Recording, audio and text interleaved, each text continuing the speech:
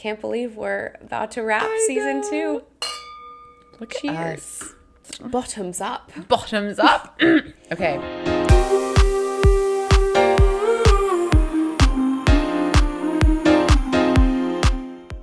Hello, I'm Izzy. And I'm Jessica. And welcome back to the greatest genre. The finale of season 2. Oh my God. It went by so much faster than season 1. So comically faster. And Jessica, the release is nigh. It is nigh. By the time that our listeners hear this episode, it'll be coming out in less than a week. 6 days. Oh my God. Everyone strap in. Well, at the stroke of midnight, 5 full days from now. Yes. 5 sleeps. 5 sleeps. If you are like us at all and plan on being up until 2 in the morning on the 30th. I think 2 is being generous. I think it could be a 4 a.m.er, personally. Anyways, welcome back to season 2 of The Greatest Genre. Welcome. We are back better than ever, and this is episode 6 and our final episode of season 2. It has been 6th and final. So much fun. And an important reread. Yeah. I think this has been really, really good for us, for sure, as we wait for Flame and Shadow to come out. We're now in the final days. And hopefully it has been helpful for you all as well. Honestly, it was helpful for me. Yeah. Going into the third book. I'm happy that we reacquainted ourselves with the world, the characters, and as per this episode, the theories. And we've definitely touched on these. We're not going to go through our whole spiel again because you guys definitely know it by heart by now. Yes. But this episode, we know that we've kind of scattered theories into the first 5, but this one is really devoted to a couple of our favorites and things that we, like the things that we are most looking forward to in the upcoming release of Flame and Shadow. Yeah, we've touched on a lot of things that we are hopeful for or maybe worried about. We've thought about it. We've gone back through our notes and really boiled down to the main elements or themes of the story that we think are going to be the guiding principles, shall we say, Oh, God. of House of Flame and Shadow. So before we jump into that, a couple of housekeeping notes. This is a spoiler warning to This is a spoiler all 3 full series episode. Yeah. And that includes specifically for me this episode, I will be talking about Throne of Glass. So if you have not read all of Throne of Glass, I just have to give you the big upfront spoiler and warning. ACOTAR. Do not proceed if you have not finished ACOTAR, but you should also not be reading Flame and Shadow unless you have read ACOTAR, to be clear. To be clear. A reminder to keep things kind in the comments. We love this community. We love interacting with everyone, and we can all disagree while being polite to one another.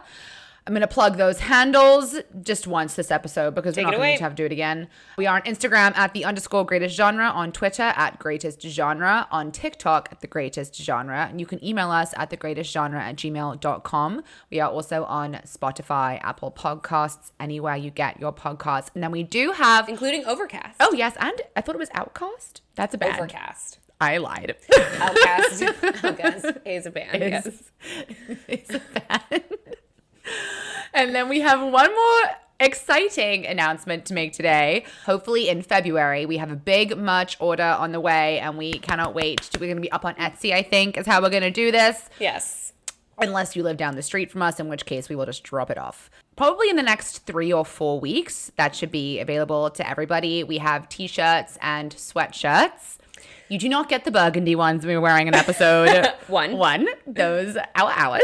But we have a lovely dark heather gray for you. We thought that would appeal to the masses, if you will. It's just a good old-fashioned comfy sweatshirt. It can be an element to any groutfit for when you want to stay in and read and be cozy. Sarah J. Maas. Or you can pair it with, you know, an outfit for going out into the world and repping the greatest genre. And it doesn't have to be the podcast. No, it can just be the greatest genre. And when people ask, what is the greatest genre? We will not be offended at all if you just say romantasy. Obviously. Because this podcast really is about spreading the gospel of romantasy. So, on that note, Jessica, Isabel? should we dive in? Yeah. Let's go Yeah. into Yeah. Let's go into Midgard, across the Eastros, and into Lunathion, and perhaps Prithian as well, for our House of Earth and Blood and House of Sky and Breath deep dive. Yes, we are crossing time and space in this episode. Most definitely.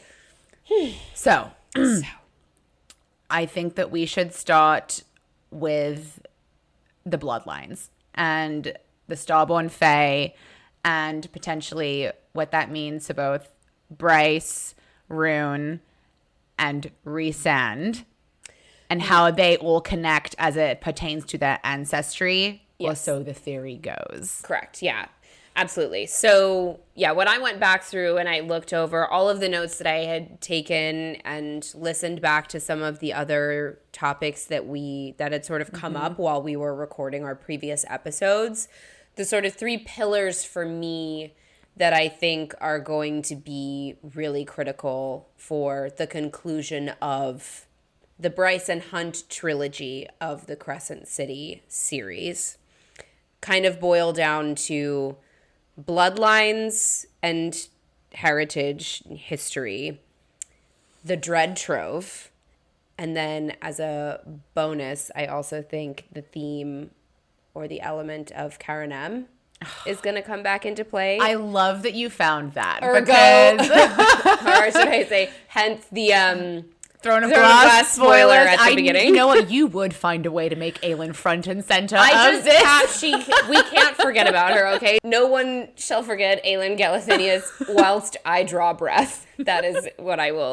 guess that's where we'll leave it. But anyways, so starting with bloodlines, I want to start with Taya and actually her bloodline, her history before coming into Midgard. So we are I'm not going to say we know, because we don't officially know. But we know. But we know. No, Sarah doesn't know we know. We know. Oh my God, why has no one done that meme between the fandom and Sarah? She doesn't know that we know she knows we know. They don't know that I know they know I know. Anyway, that was great. Anyway, okay. We know. So we know that Taya came from Prithian during the crossing, which was 15,000 years ago. Yes. What we have not yet quite discussed explicitly on this podcast is that in Prithian, 15,000 years ago, the High King of Prithian, the last High King, actually the only that is the only High King that has ever been in Prithian. And he was Finn, was his name, Fionn. Which I super pronounced Fion until about a week ago. So thank you, Jessica. No, based on reason, and I did back myself up, but it's not just because your last name is Finn. My last name is Finn. I'm only missing one letter. But so High King Finn was betrayed and killed by his queen, who stole his most treasured and powerful weapons.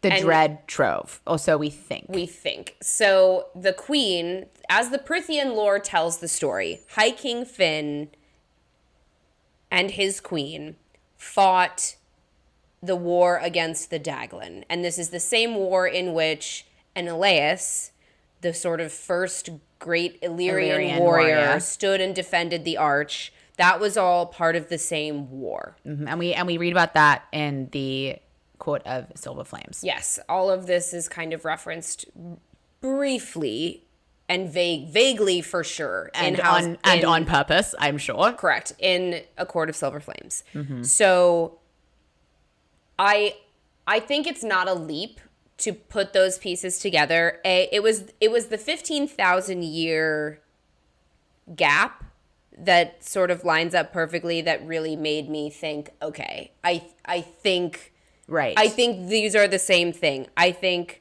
Taya and her general, because of course it was the High King's queen and his general betrayed him, stole the powerful weapons to Midgard and disappeared. And this is so interesting because, like, if you just think of it like the way you just described it, it kind of sounds like Taya and Peleus were up to no good.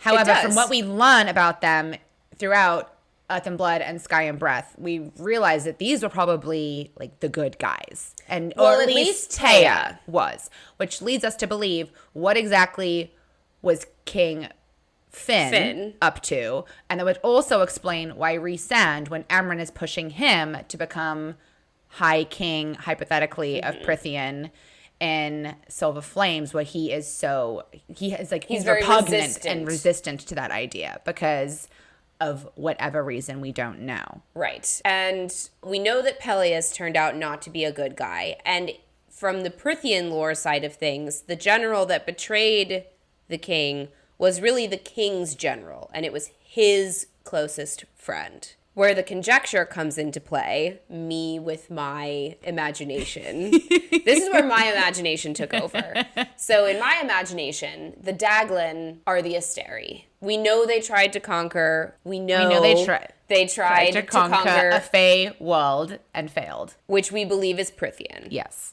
In my imagination, and this is my theory, I think they were able to overthrow the Daglan by creating some kind of weapon to expel them from the land. As a part of this war against the Daglan, they learned how to create very powerful magical objects / weapons. Choose your word. I think after they expelled the Daglan, but they knew they didn't get rid of them permanently. They just expelled them from their world. I think they perfected this craft of creating very scary, powerful weapons. And in my imagination, this turned King Finn into maybe some kind of scary, power-hungry tyrant. And either Taya just wanted to take away his power so that he couldn't become a horrible dictator over all of Prythian, or maybe she wanted to take these objects and try and chase down the Daglan and vanquish them once and for all now that they had the full trove, which is, we'll get to that in a second, the full trove. Either way, whether it was because she became fearful of the king, or because she just had this mission that either the king didn't support or maybe just said no, like outlawed it. Either way, she was driven to the choice of stealing the objects, which we believe includes Gwydion, the Star Sword, and at least the horn. Yeah. If not the rest of the trove as well. I think she took the whole thing, because in Prythian lore it says she took all of the king's most treasured, powerful weapons. And then somehow some of them got back to Prythian. Disappeared. I think Peleus... But we know there are pathways between Prythian and between... Of course.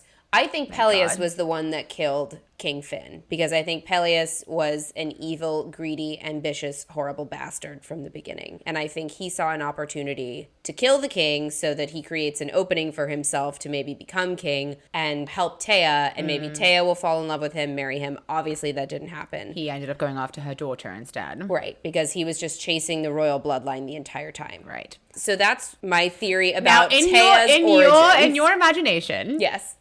Does Taya meet Adis when she is in Midgard, or was Adis someone who helped convince her to leave Prythian and take the Dread Trove over? That's a really good question, and I actually hadn't thought through it that far. And I think originally I would have said that she encountered him maybe during the crossing, like somewhere in the rift. Because it'll be interesting to figure out like how he plays into this, because of all the connections that Hel have to the world of Prythian and all the theories that they have. But to now that you the pose that Illyrian. question, I think I would enjoy the story more if he started appearing to her and and yes, and encouraged her, and like showed her the truth, like or the maybe truth of or maybe he starts coming to her and saying these creatures that you expelled, they're out here doing horrible things to other planets, and like you can stop them. Now, did the Asteri failed when they tried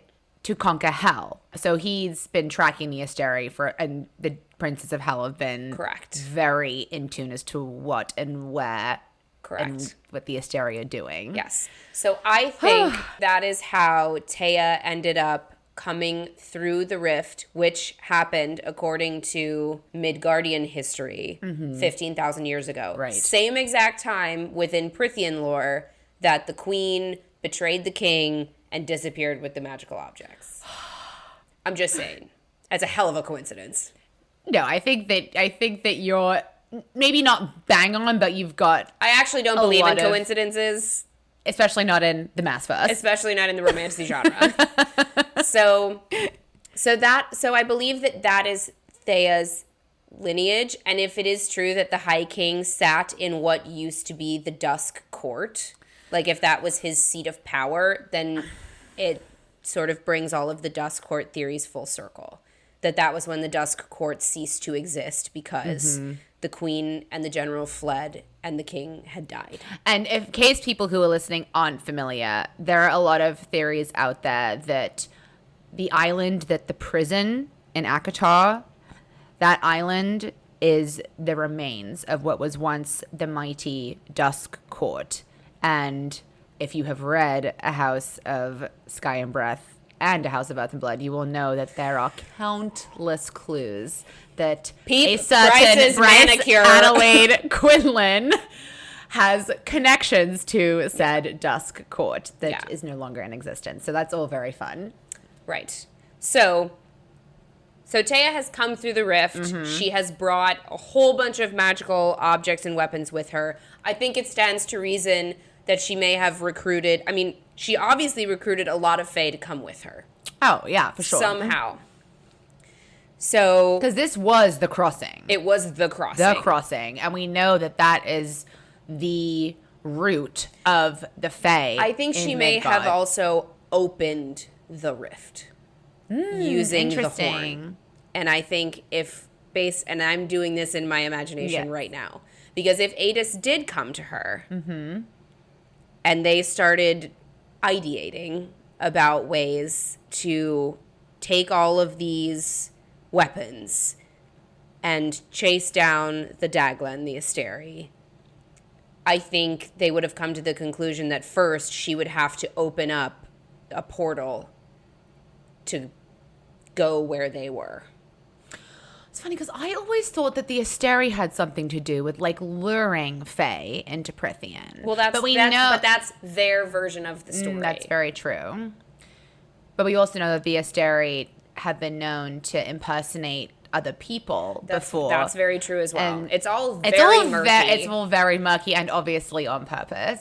But the only thing that I'm thinking of is that why would a land that has survived the conquering of the Asteri choose to go to Midgard? Why would the Fae choose to leave? Well, actually, we know that the Northern Rift is a natural occurrence, so I'm actually going to retract that theory. I don't think Taya opened the rift using the horn. And 15,000 years ago, because remember, there are natural rifts. So they still exist. They're just smaller. And I think that they went through the rift. She took all of the powerful weapons with her. They fight this war against the Asteri. They realize at some point or another they're not going to win. Taya brought her daughters with her, who I can only assume were the daughters of the High King, since she was queen. Yeah, I think that's I would a fair assume that would be a traditional assumption of me. I shouldn't put Taya in a box. No, I think that's a fair assumption to make. Now, that where we'll take liberties is if she and Adis had a child, which I would love it if that were true. I believe that to be true. And I believe also that they were mates. I believe that Adis, and there is one line that Adis says in the epilogue to Earth and Blood, and he says, "I shall never forget the exact shine and hue of Taya's light." That's how we know that he recognizes Bryce Quinlan's light.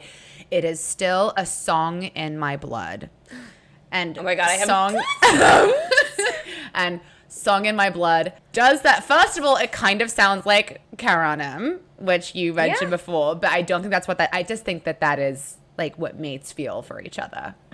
Yeah. And it's been thousands of years and he still feels this. So exactly. I love that idea. And that the children of mates are extra powerful and whatever lineage comes from that, which we will discuss momentarily. Yes. Hypothetically. Yes. Yes. So they come through the crossing. They've had this war. And Peleus, the betrayer, we should just call him Brutus at this point. He just loves to stab people in the back. Benedict Arnold, Peleus, Brutus, whatever you want to call him.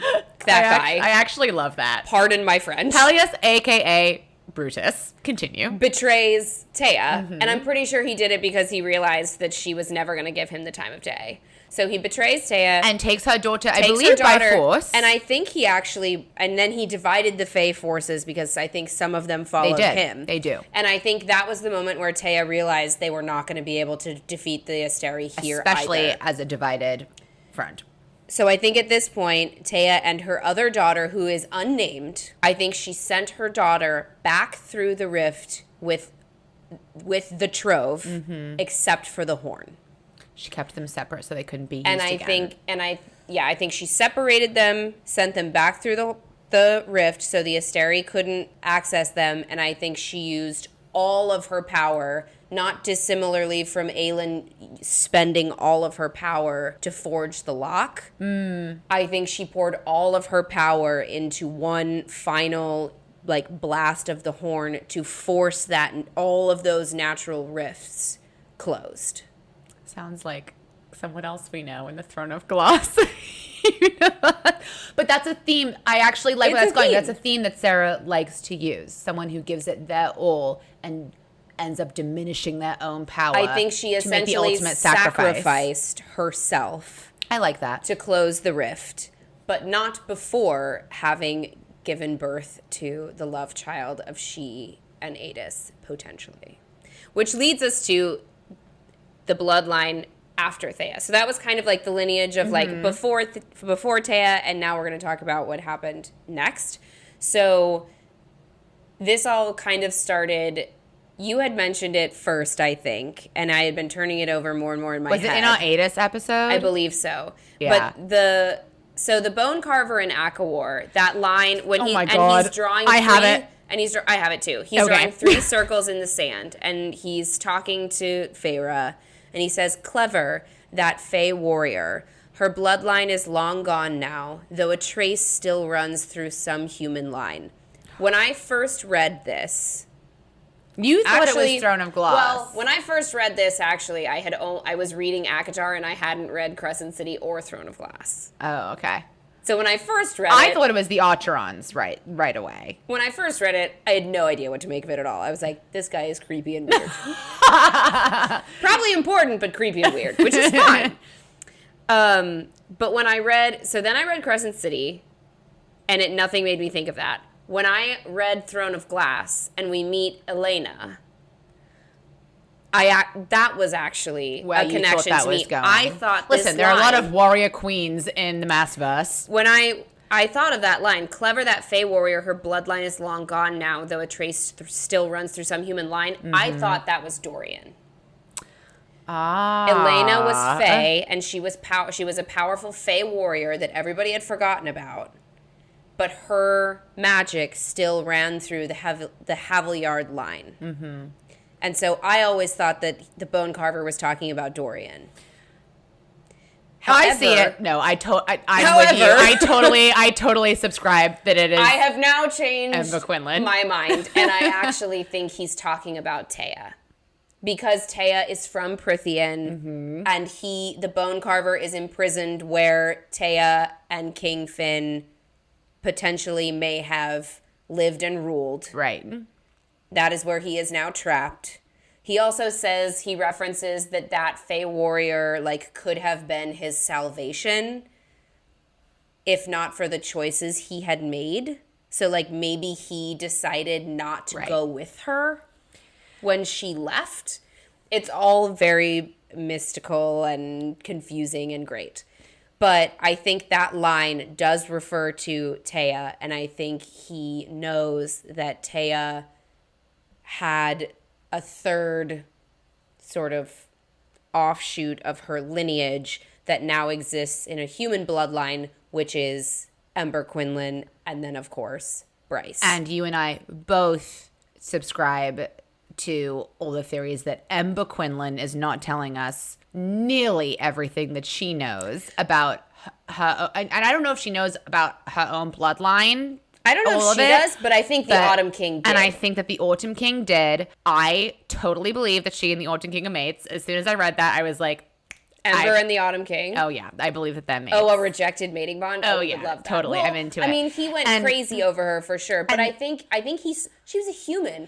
We know, like, we've talked about this extensively on this podcast. In this world, in Midgard, especially in the current setting, the Autumn King would never sully himself. No, never. With He's obsessed with lineage. There's no way it doesn't matter if Ember Quinlan is, to quote Hunk, a knockout. It doesn't matter. He has been researching lineage for his entire reign, which has been for 400 years. Also, she is described, Ember, that is, as a vessel for Chthona. Yes. And when she's pregnant with Bryce, and in Greek, Chthona means the underworld, aka hell. Oh my God. What was that sound? That was a weird sound that just came out of my mouth. And then Ember appears to know something about her own lineage because she knew that she would be protected by the priestesses in the temple before she's like fleeing from the Autumn King. And it would explain why. I mean, there are lots of reasons for her to be so protective and worried about Bryce all the time, but it just all falls into place even more if she always knew the extent of why Bryce was so special.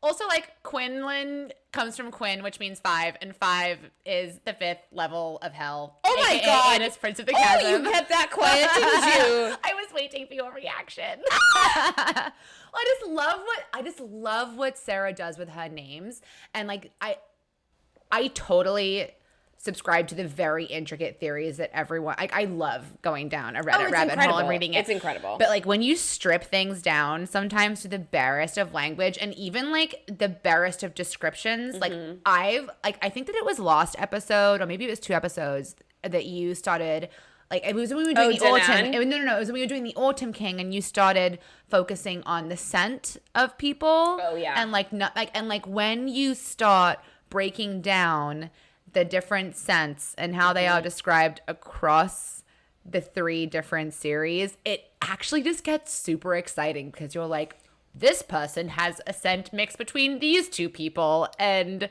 your mind can go into a million different directions. Sarah has to have the biggest spreadsheet in the Bible. world. There's that Bible. She said it in her interview that she has it where she keeps track of everything. I want it. I don't know if I would ever ask her to like give it up, but I would love it if she would just let us have it for like an hour. Maybe when she retires, if she ever does, it'll be a gift to her fans. That would like be small incredible. wine. Yes, please. So I totally cut you off. But we fully believe that, well, in this bloodline theory, that Ember and Bryce are the descendants of the love child of Adis and Taya. Yep. And, her husband was dead, so she could have married him. Anyways. I mean, I think if your husband is separated by time and space, then maybe that negates your marital vows. I don't know. Those are small details. So I have Hunt's bloodline next, but I'm actually going to jump to the Autumn King's bloodline instead. So we agree that the Autumn King comes from Prithian directly. Yes, but I do not believe that he is a descendant of Taya in any way. And I think he married into a descendant of Taya. I think Rune's mother and Cormac's mother. Mm-hmm. It also, I would just really, really love it if Sarah somehow decided that Taya's powers would only manifest in the female descendants. I love that or too. Could only be passed through her female descendants. Mm-hmm. Like if a male descendant manifested the powers, it wouldn't go any further than the male. But if a female manifested her powers, then her children could also manifest. Or maybe they would, or it would just be dormant in the male line. Right. Yeah, I like that. It'd be very Sarah. It would be very Sarah. I don't believe that the Autumn King himself is a descendant of Taya, but I do believe he is a descendant of... They're all descendants of Fae that came over during the Great Crossing before the rift was closed. I think the Autumn King is descended from whoever the Autumn Court Fae were that came over at the time. Yes. The coloring is too similar. The power of fire is too similar. There's just no way there's not a connection. I agree. I also wouldn't be surprised if one of them came over many years after the crossing and somehow... But still during the war? No, because it just seems like he knows too much for it to be 15,000 years ago, because history has been shrouded and it has been rewritten and it has been twisted. But like he knows so much more. 500 years dedicated to the research. I think a more recent person came over from Prithian, and that's the Autumn King. And we don't know. Yeah.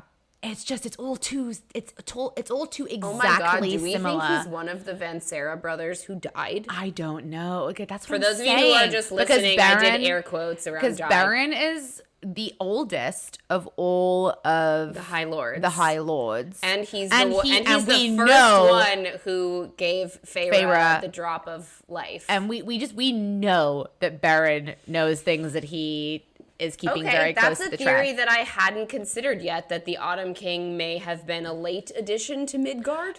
Thank you. That is what I was trying to say, and I was not finding the words for it. Okay. I don't think that his lineage came over during the crossing. Okay, so I think he is from Prithian. It just wasn't 15,000 years ago. I would actually really love it if he turned out to be one of the lost Vansera brothers. Me too. He's got the nastiness for it. I was gonna say his demeanor would match. It's very Autumn Court. Mm-hmm. Oh my God, I love this. Right? Wow, that's a fringe theory, but I like it. Me too. And that would explain why, if Bryce is a direct descendant of Taya through her and Adis's child, right? I believe that Rune's mother and Cormac's mother are both descended from Helena. I agree. Which would explain they had an equal claim to the Star Sword. Mm-hmm. Which explain why Cormac thought that was his growing up. Right. They have their powers overlap a lot. Yep. But like Cormac can teleport, Rune can't. Rune can mind speak, Cormac can't. But their powers are far more similar than Rune's and Bryce's. Yeah. So, or either of them to the Autumn King.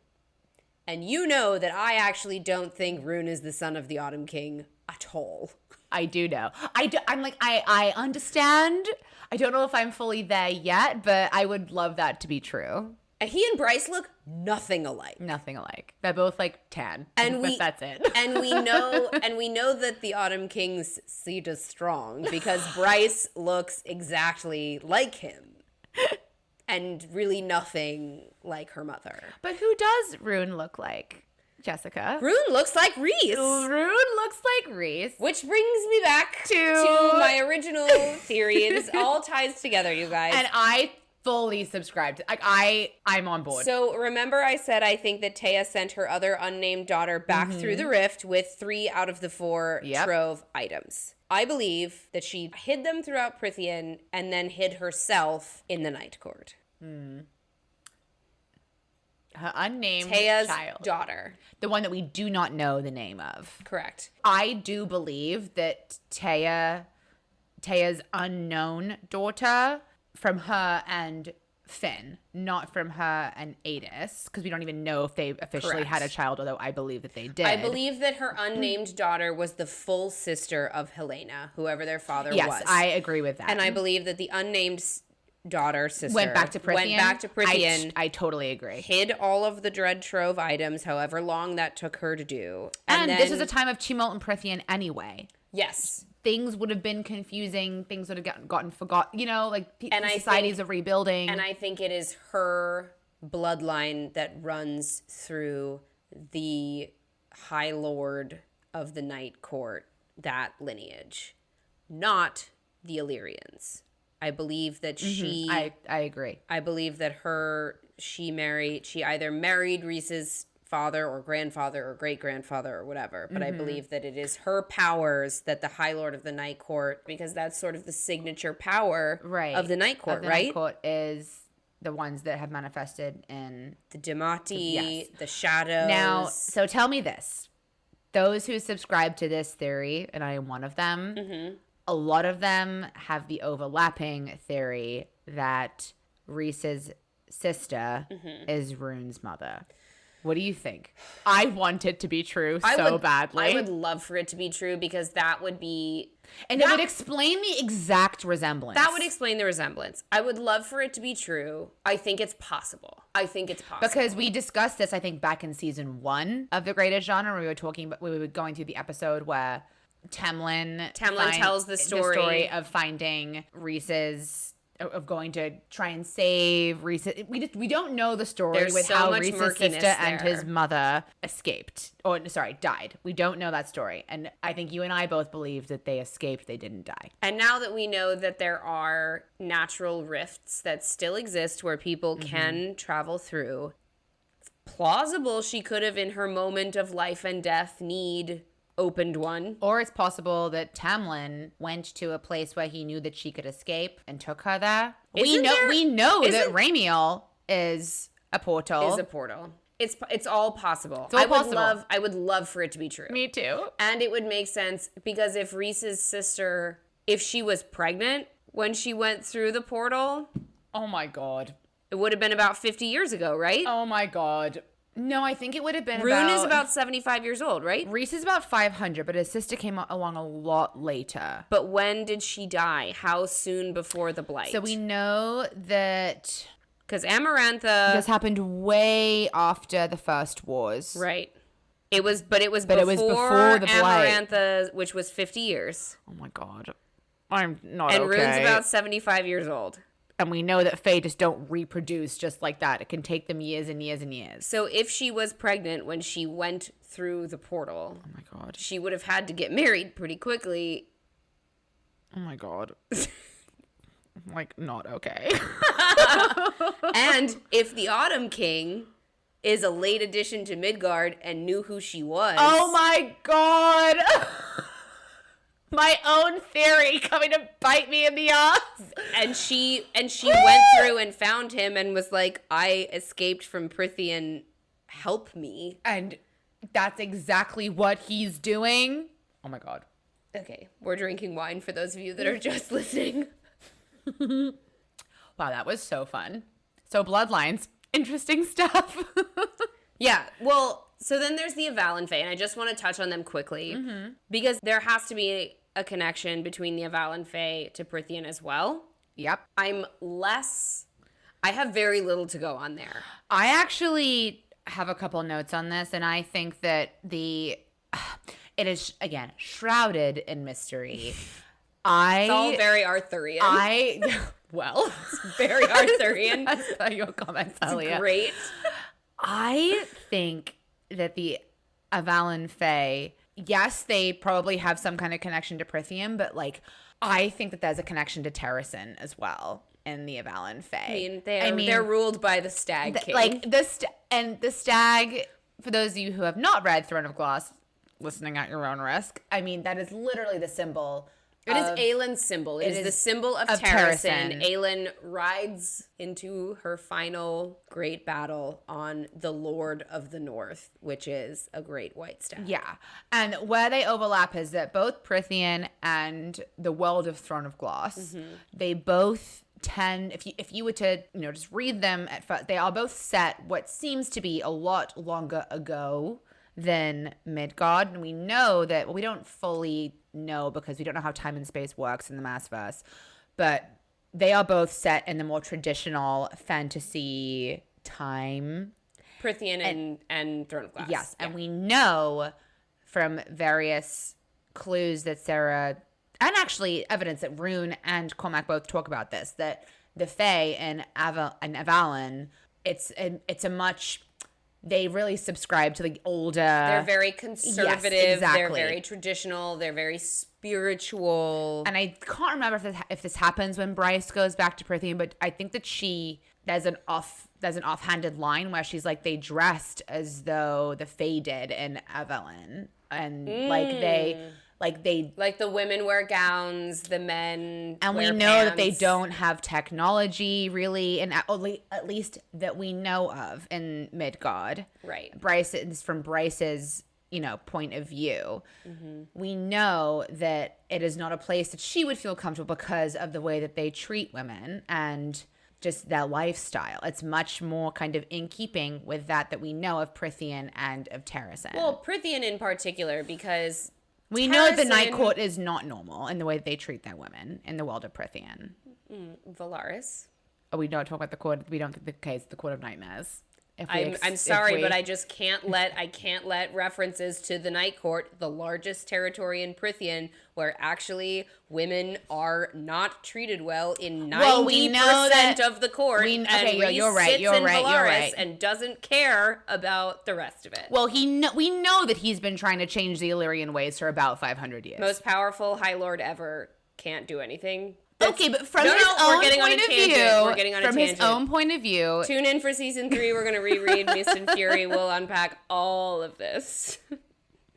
Lots of disagreements between Isabel and Jessica about Reese's white or black hat. Which does he wear? Anyways, Avalon. I think that there are a lot of connections to both Terrasen that's a great and point. Prithian. I think that's a very astute observation, and I think the mystery of the Avalon heritage and the Avalon bloodlines, like, we know basically nothing about Cormac's parents. Nothing. We know his dad was a dick. That's pretty much it. Well, apparently all Everyone's fathers are assholes. That just seems to be comes with the territory. Right. The other part of the Avalon bloodline that I want to touch on is that of Lydia's, because Lydia's heritage also traces back to Avalon, and she is a deer shifter, and her father is only referred to as a very powerful stag shifter. Can I throw out one more thing that's going to make you freak? And when you live on an island ruled by somebody called the Stag King, like, what's the point of saying your dad's a powerful stag shifter? So, as it pertains to the Hind, or Lydia Savos. The Hind, which is a female red deer, by the way. Yes. We actually don't ever see this in the books, but we only see it in the minds of Agent Day and Agent Night. Mm-hmm. She is represented by Flame. We don't actually see the Hind use any of her powers in Crescent City. She is spoken of in hushed tones. With an air of reverence, if you will. So, Jess, bringing it back a little bit to Terrasen, let me tell you something that's going to freak you out. Oh, my God. The ring that Lydia wears. I run all of my theories by you. This is so mean that you do this but I'm to only me. throwing off like a one-off sentence. The ring that Lydia wears has the exact same description as the ring that Aelin wears when she marries Rowan. No! Exactly the same. No! Identical. No. Oh my God. I believe that she is a descendant from Rowan and Aelin. Oh my God, I can't. In some way, shape, or form. I don't know how. I don't know why, but I believe it in my bones. Wow. And she is wreathed in flame. Wreathed. And I think that's notable because Rune is wreathed in shadow and night. He comes to her as almost like a blanket of stars. Like he is night.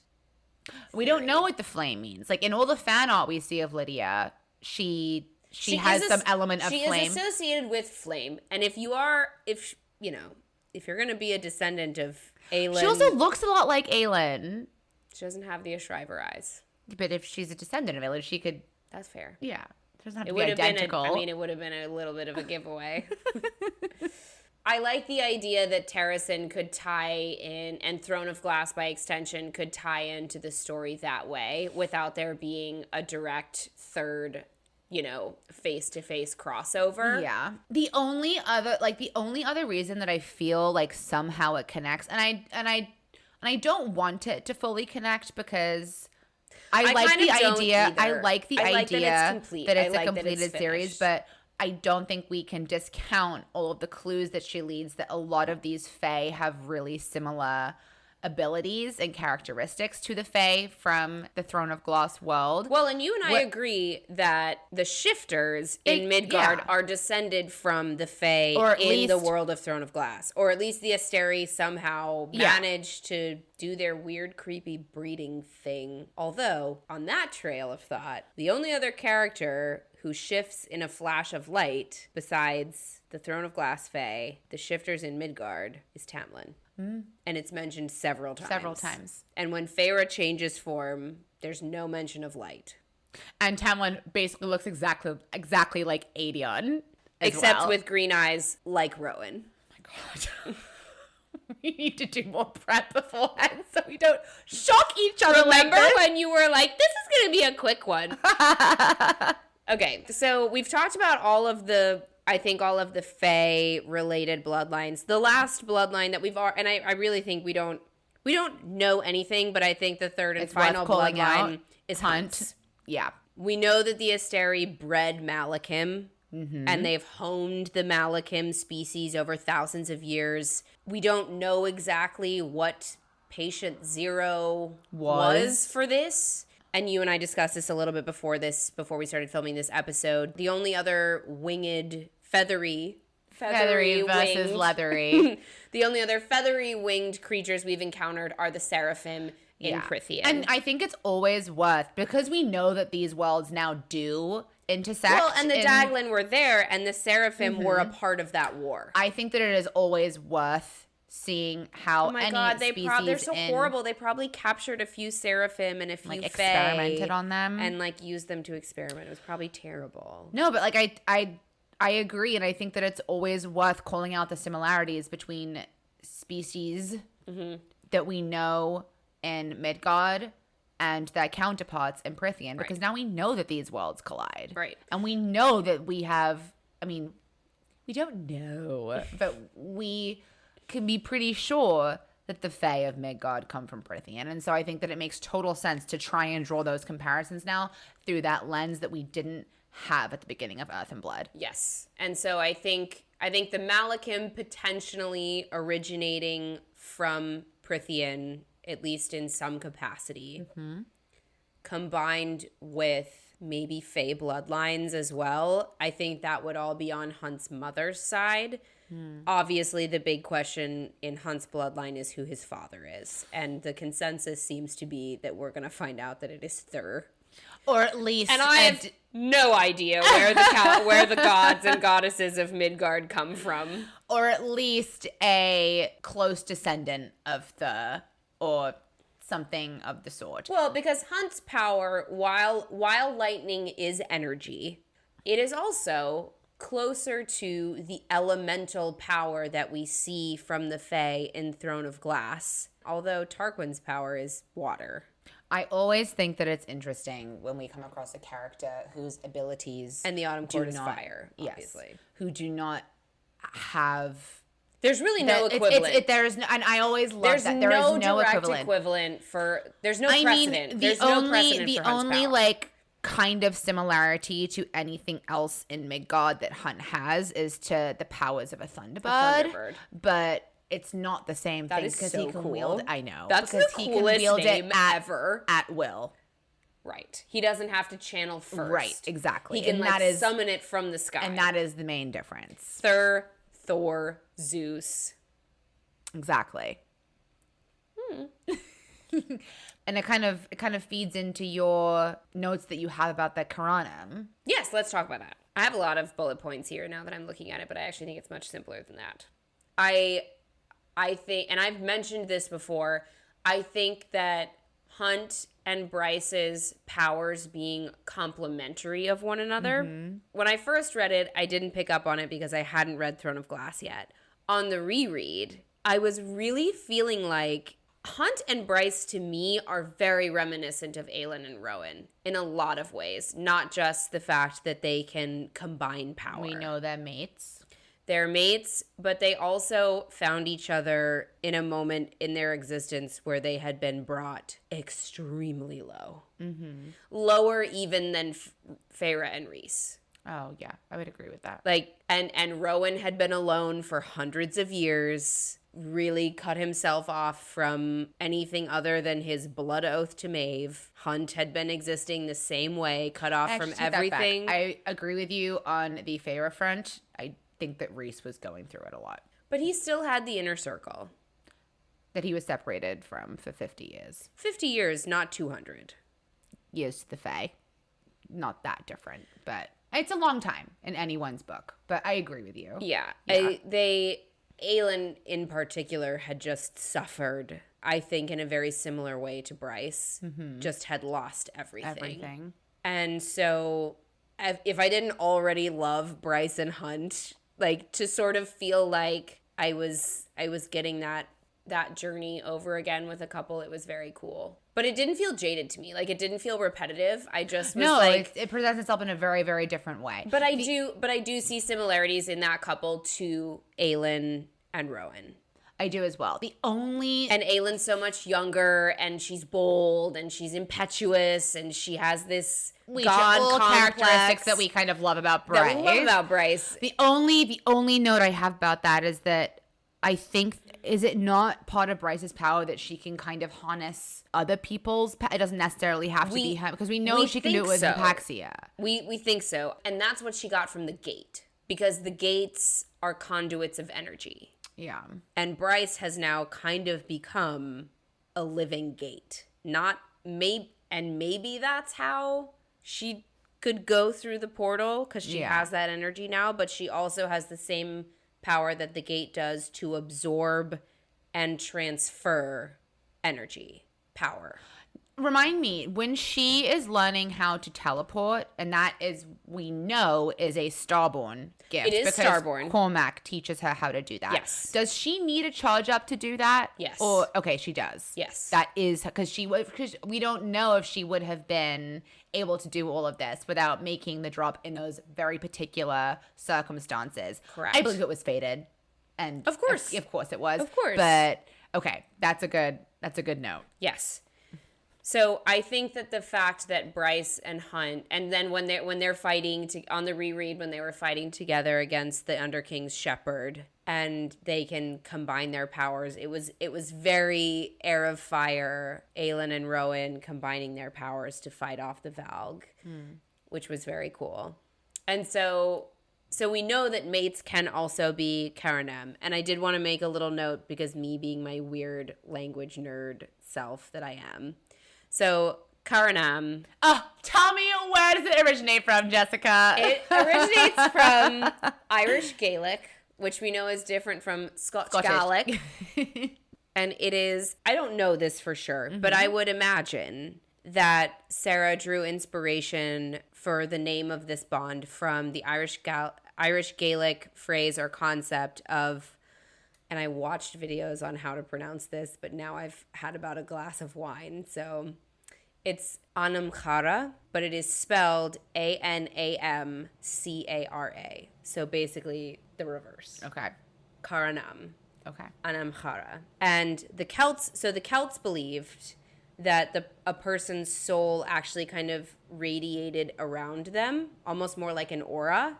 Mm-hmm. And that when two people formed a connection, anytime they were like open and vulnerable with one another, whether that be friendship or spiritual or romantic or whatever, that their souls could actually merge. And that was why you felt I love that. Ties to people who weren't necessarily your family. I feel like our souls have merged in a way, Jessica. I feel like I do. I feel like you are my Anam. No, so the direct translation, the literal translation, Anam is soul, and Chara is friend or mate or companion. So it actually literally translates to soul friend or soulmate, which is very cool. I love that. And so I kind of have to believe that Sarah drew some kind of inspiration just because of her studies and the way that she's very like intentional with naming things.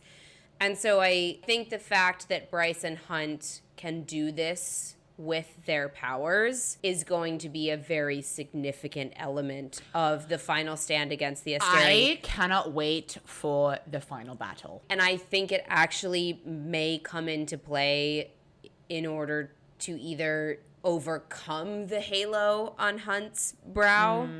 Because I don't know if the Asteri really understand if this is What a bond. Hunt is? Well, they Or don't what really their know bond what is. Hunt is.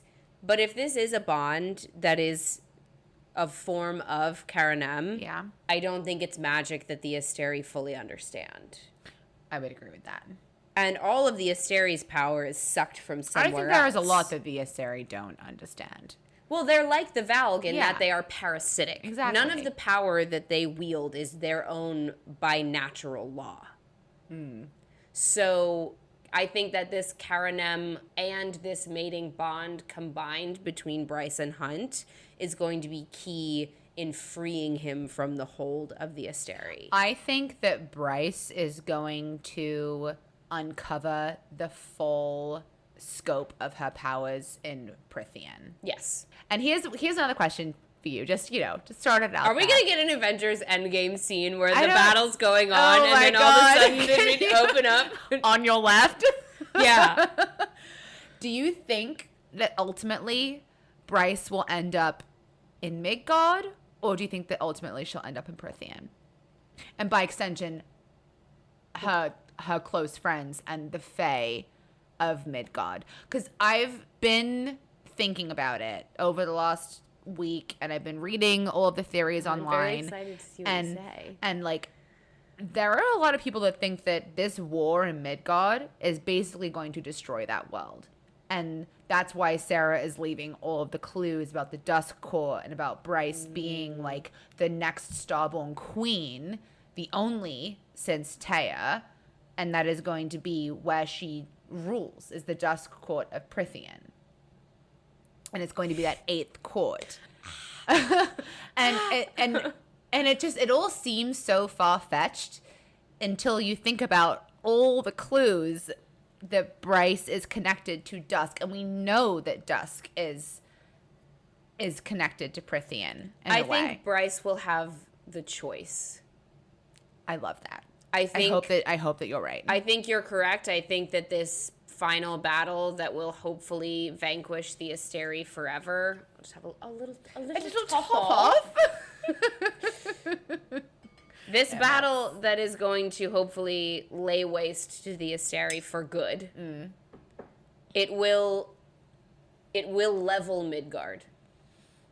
It will be a nuclear level world war, and there will be horrific damage. I think you're right, and there's a lot of clues as to that because they have all this technology. It's not unlike gonna be how I think horrific. our world will end one day in nuclear war. Oh, let's I not think go no, there. we're not going to. But this world has different technology than Right. the worlds of Prithian Right, and no. of the Throne of It Glass is world. going to be horrific, and I think at the end of all of it, I think Bryce will have a choice of where She leads her to people. start over and where to establish new life.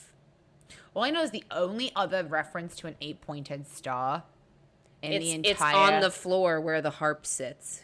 and on Nesta's back when she and Cassian make their deal in Prithian. It's the only other reference to. I think the 8-pointed, and that would make sense. Yes, if it was from if the Taya's- prison in the Dusk Court. Also, where Taya's daughter came back and hid all of the stuff. And all just the pieces fall where they may. I know, everything falls into place, and then there's like one tiny little crumb That doesn't on the like side quite that's make like, sense. well. No, I think Bryce will have a choice. I think Yeah. Bryce will decide whether to rebuild Midgard, which I think is what she will choose. But I think they will uncover that by right, she could come back and claim high. I wonder if she'd be High Queen. That Because is there's so many references to her being a queen in Sky and Breath, and this is not anything that I wrote down. And but I think she may leverage that lineage. I think over the course of the events of House of Flame and Shadow, all of the inhabitants of both worlds will recognize Right. who and what she is. I think it's just a decision for her where, and I think she will choose Midgard because it's her home, and because there's not really a place for all of the different forms of life and all of the different species in Prythian that exist on Midgard. No, I agree. She wouldn't. I don't think she would. Unless there's no other choice and it's destroyed. I don't think she would be content to just bring over the Fae and establish herself as High Queen. No, that goes against everything that she stands for. And she loves the modern. She loves everything about I just the get parts of worried her life because that it's she very loves. violent there. What if there's nothing to leave behind and she has to? I think there's going to be just barely enough that there is stay. Hope. I hope to so. stay. I hope you are right. And I don't know. I can just see her in the final scene getting ready to rebuild a new world, putting on Danica's leather jacket and saying everything is possible through love. Yeah, I'm gonna cry. I am a little emotional. Oh God. You know, and she has hated the caste system for so long that the opportunity to rebuild a classless Midgard the way it always could and should have been, with free and fair elections. I just can't imagine that being an opportunity that Bryce walks away from. I wonder if she makes her way to Prythian, and I assume that she will have some sort of journey. An open door trade I think that there will be some sort of like journey of like, I think she's already had her major self-discovery journey, and that happened in Earth and Blood. Maybe she'll have like a mini one over in Prythian. I actually think she and Rhys are going to have I think he's going to teach her a lot about being a leader. I agree. I think that she and Azriel will have something to do with each other as well. I don't subscribe to this nonsense that they're going to end up together. I think that's absolutely rubbish. But I do think Bryce that because has no patience for Azriel. No. But I do think that we cannot ignore the fact that he has the dagger and she has the sword, and those two, when they are reunited, so shall our people be. That is the old Fae prophecy, and I don't think that, and we have Azriel's book upcoming. I do not think that we have heard the end of Bryce and Azriel's story. I don't think it's a romantic one, but I do think that there'll be some kind of partnership between them. Mm-hmm. I wonder if, Bryce makes her way to Prythian, maybe discovers what she needs to discover in order to free Midgard of the Asteri. I wonder if anyone from Prythian will end up, any of our favorite characters will end up going to Midgard with her. I think that would be kind of cool if we do truly get a crossover. And I don't want the crossover to be what ends up defining this series, because I love the world of Midgard separately and the world of Crescent City separately from Prythian. But I wonder if there'll be elements that are brought over from Prythian and people will choose to leave, much the same as maybe in the original Crossing. This is like almost, I wonder if it's going to end up being like the second Crossing. No, I can totally see that happening. And I'm thinking about, honestly, I could see Lucian being very attracted to the idea of a totally new world. And especially if Elaine continues to reject him. Which we don't have time to get into today. Can't even begin. Or on the other hand, I was going to say maybe Azriel, but I don't know. I don't think Azriel will ever leave Rhys. No, I think that the Bat Boys, the inner circle, need to stay the Bat together. Boys are going to stick together. But I could see Jurian totally maybe bringing all of the a lot of humans. Into Midgard. From the mortal realms. Maybe not bringing them over immediately, but maybe like if they all happen to meet each other, and at some point I could see Bryce being like, I could see like Vasa going over, maybe to rid herself of the spell, if that's a thing. Maybe. Like if Koschei can't reach her in Midgard, maybe. If it turns out that Elaine rejects Lucian's mating bond, I could absolutely see him being ready for a new start. Yeah. Only to go over and be like, "Hey, brother." Do we have another Rune and Rhysand situation when Lucian goes up and like, you seem super familiar. Well, I mean, this is a very fringe. I don't think this is the truth. But if the Autumn King did end up being one of the formerly presumed dead Vansera boys, That would be a very rough moment for Lucian, thinking he's going to Getting go like have a this fresh whole fresh start. You know what, though? It would be so on brand for Lucian. Boy cannot catch a break. Can't catch a break. The unsung hero of the Akatar world. He always does the right thing. He does. We stan Lucian. It's just really tough. Okay, final thing. We've referenced it a lot, kind of in roundabout ways, but directly, the third pillar. I think the completed Dread Trove, which just entered the chat during A Court of Silver Flames. And it is the crown, the mask, and the harp. And the harp. Mm-hmm. But they didn't know if that was the full trove. There was just, they know that from many years ago, there were very powerful magical objects that were made. They're very shrouded in mystery. Nobody really knows who made them or why.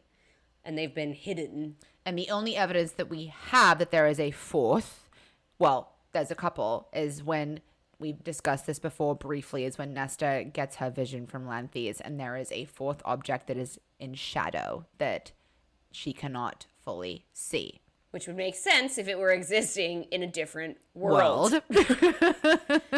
And so I think the Trove all being reunited, as well as the Star Sword and the dagger and Truth Teller. I think these weapons were always the key to the Asteri's undoing. The Daglin for the ancient Prythian wars. Oh my god, I hope so. I think that Bryce now literally being the horn, I wonder if she wields the way that she is the final piece to the Trove, if that's true. She is, but Nesta was able to wield all three because of what she took from the cauldron. Bryce did not take, but she was given, she was made in a very similar way to the way Nesta and Elaine were made. Bryce was made by the gate when she made the drop. I think it is very possible that Bryce may also be able to wield the Trove, given that she is of Tea's I don't think you're far off base at all. I think that would make sense. And I wonder if Nesta will still be able to do that, or if that's like over for her now. I think she gave it up. That was my understanding. I agree. And at the time, I was really frustrated because I was like, what is the point of this? You just made her so powerful, and now she gave it up. She gave it back to the cauldron. It was very reminiscent of Aelin as well. It was, but it would make sense if the reason that Nesta could not be the mistress of the Trove is because it's actually for Bryce. I love that. That would make it all make sense to me. And it would make it okay for me too. Because I hate when people are overpowered just to get that taken away at the end. Like, I mean, I was devastated, but I was not nearly as devastated as you when Aelin lost her powers at the end. I know. I was mad. As a Nesta stan, which I know is controversial, I was devastated when she lost all of her powers. I was like, is this a theme that is happening? Like, what's going to happen to Feyre? And now that we have Bryce entering the chat, or Prythian, yes, as you said, yes, I'm hopeful that it's kind of all been building to this moment, because I think the Trove was meant for Bryce. I think the Trove was created by Tea and the king. I think it was always meant to be wielded by the Starborn line. And that is why Nesta was the only person who could wield it, because she had taken something from the cauldron that made her more than what she would have been anyway. Yes. That is the only way she could withstand the power of the Trove. And I think because Bryce is Starborn and now also has superpowered, abilities from the gates, I think she also will be able to wield the Trove. Oh, I hope so. So we'll see. We will see. We may have to come back together and issue an official recanting. I think that for sure it's not going to be a pretty episode, but I think that we will be doing some sort of reaction. We have taken PTO on the 31st. Yes. We will be done by the weekend. Yes. And we'll need to have like a little bit of one-on-one therapy between the two of us. Either that or we could do an Instagram live. It's really up to you guys. Yeah. So let us know what you guys want. We're all in the same boat here. We will be posting non-spoiler periodic updates as we read, and we will and they're obviously totally optional. We will not be like posting any text.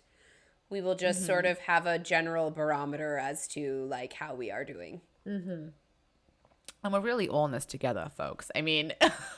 Yes, please send us your reactions. We probably won't read through them until we are done reading just because of spoilers. Mm-hmm. But obviously we want to hear how all of you are feeling because we are all in this together. And also, up until that point, if you have things that you think that we have been wildly off base on, or if you think that there are major theories that you predict happening in Flame and Shadow that we have not covered, like we decided on the ones that kind of rung true to us and we hope to see happen. We know there's way more out there than what we discussed today on this episode. There are theories that the Hind is Aelin. There are theories that Azriel is a prince of hell. There are series. Aelin. There are unhinged things out there. And so these were the hinged theories today. We think they were hinged. But if you disagree, we would love nothing more than to hear from you. Some of them were. The unhinged theory, the number one unhinged theory I think we did today was that the Autumn King is a lost Vansera son. That was unhinged. Okay, you connected it to the Vansera boys. I think that maybe just more recent than the crossing. That's fine, but I still maintain that I think he is of Baron's bloodline. I agree with that. Yes, we're aligned on that. Or potentially Lady Autumn's bloodline, given the red hair. Any excuse to talk about Lady Autumn. Sarah, is one of your upcoming novels the novella? I don't even need a novella. Will you just Helion? write me an epilogue bonus chapter of Lady Autumn and Helion, please? Also, we'd love to know which bonus chapter you guys are looking most forward to. Ooh, we'll do an open response. So which one are you getting? You're getting the Target one, right? So I'm getting the so you know me obsessed with Ember Quinlan and the fact that she and the Autumn King are mates. I'm getting the Ember Quinlan and Randall Zavago bonus chapter. Yeah. Which one are you getting? Are you getting Bryson Hunt? Uncharacteristically, actually, I went for Target. I went for Rude and Lydia. Oh. Because I love Lydia. Oh my God, you know I love Rude. And I'm just, honestly, I'm too scared about Bryson Hunt. It's too important. So there's Bryson I don't trust Hunt. myself not to go to the end. And you'll be able to probably find them all on the internet. It says Bryson Hunt, Rune and Lydia. The first thing we're all reading is just the standard Kindle version. But then there's two more bonus ones. It says Bryson Hunt, Rune, Lydia, Ember and Randall. Then there's Donica and Bryce. And then what was the last one? Bryce, Azriel, and Nesta. Oh, yes. Wait. I have one more before we call it quits. Okay. Do we think that Elaine is going to do any kind of worthwhile anything? Yes. In Flame and Shadow? I don't think that SJM would have had Elaine receive powers from the cauldron if they were not significant in some way. All I'm saying, do we think we're going to start to see it in Crescent City 3, or do we think we're not really going to see it until I think we'll get 6? pieces of it in Flame and Shadow. I don't think that we will get the full extent of it until ACOTAR 6. So you mean she's going to do more than just sort of like float around? I was going to say float too, actually, and then I was like, she's not a ghost. Float like a mystic? Really thought we were going to get through this episode without that ridiculous theory. Elaine is not the mystic. Elaine is not a wolf, okay? Let's just, no. It's just, oh, God. Just wrong. No, I think you are, I think that she will make, a cameo of sorts in Flame and Shadow, but I don't think that she will be any And if you have ideas about the wolves and Ethan and the mystic, I cannot wait for that storyline. We're very excited. We didn't even touch on Therion's storyline. Or Ariadne. We didn't touch on Ariadne. Oh there my God. was so much that we couldn't get to because otherwise this would have been a 4-hour episode and we just could not get to it all. But please send us links to your favorite Reddit threads. Totally. Send us links to your favorite Instagram accounts that are posting theories, your favorite TikToks. We consume it all. Totally. We would love for you to email us because literally nothing brings us more joy. Well, and that's what's amazing about this fandom is that we're all so passionate and we all pick up on different things. And the sleuthing leading up to the next book is almost as fun as reading the book itself. So I couldn't agree more. On that note, we bring Season 2 to a close. Oh, I'm emotional. It won't be too long. We have to do some thinking about what we want from season 3. Let us know what you'd like to hear. I mean, we plan to go back to Mist and Fury, but we don't know. We don't know exactly. We were agreed about this. We don't know exactly in what format. The 5 chapter at a time situation might be difficult for a book as long as Mist and Fury. I was gonna say, we are going to.